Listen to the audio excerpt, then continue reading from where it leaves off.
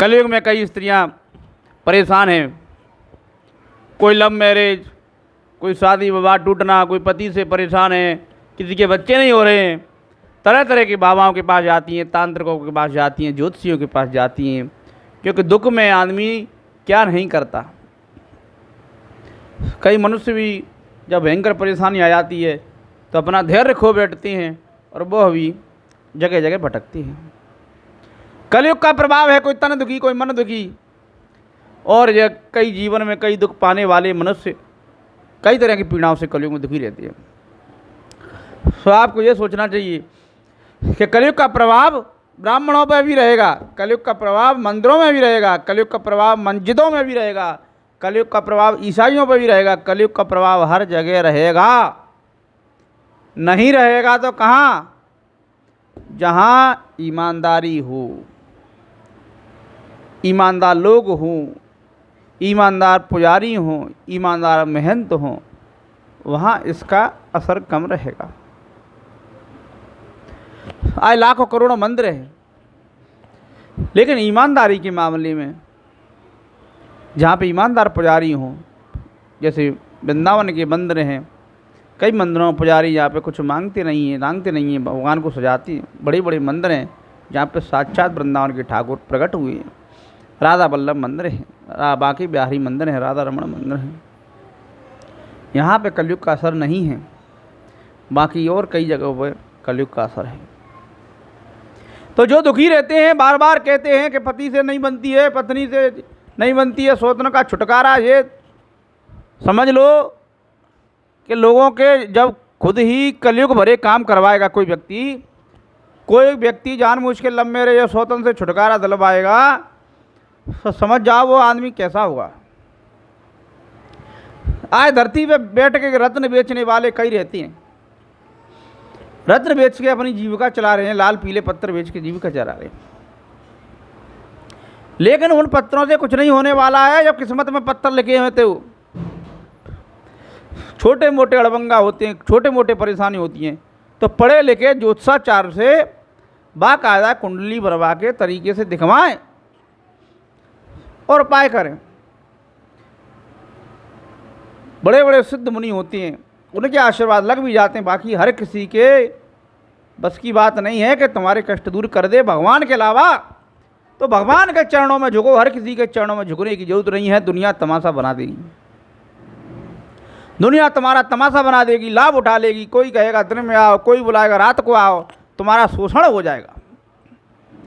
धन से भी जाओगे, तन से भी जाओगे, मन से टूट जाओगे। तो भगवान में भजन लगाओ, सिर्फ भगवान के भजन करो, इस समय व्यर्थ मत गवाओ।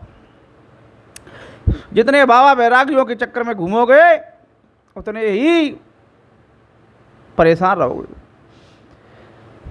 क्योंकि साधु के वेश में ही रावण आया था, और रावण आया था तो कितना बड़ा कलेश हो गया था। हर एक साधु के वेश में पीतांबर पहना हुआ या श्वेतांबर पहना हुआ हर व्यक्ति ईमानदार नहीं है,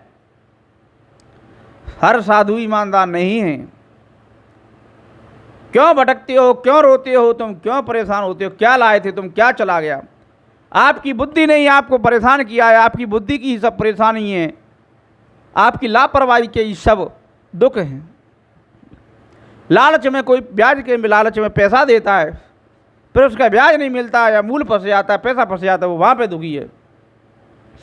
शादी से पहले कई स्त्रियां हैं गलत काम कर रही हैं, कई लड़कियां हैं गिन रही नहीं।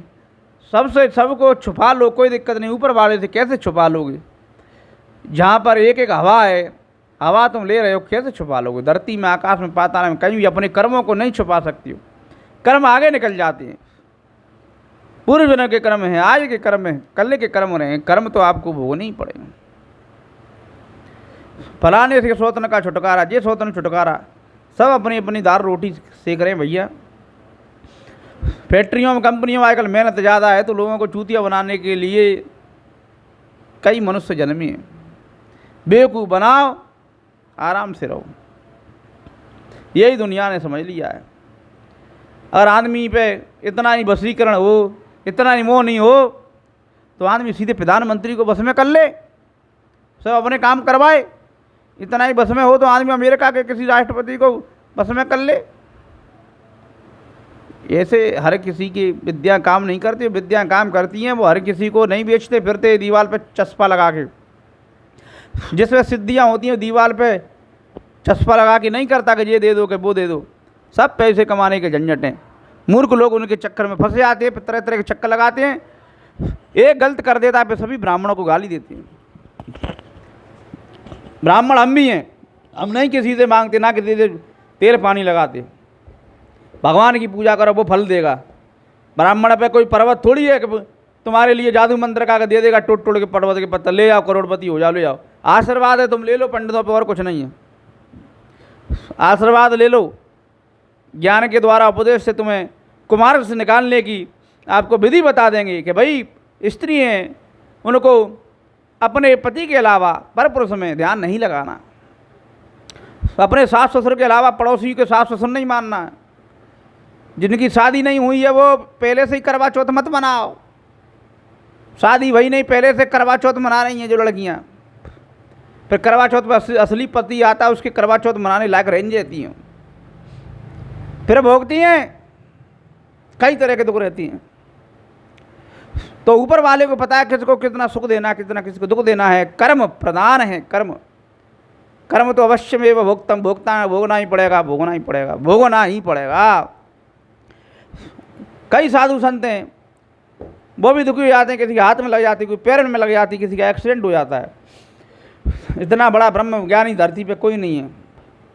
धरती पे है तो साक्षात भगवान के अवतार, परशुराम अवतार हैं जो ब्रह्म ज्ञानी भगवान साक्षात नारायण के अवतार हैं।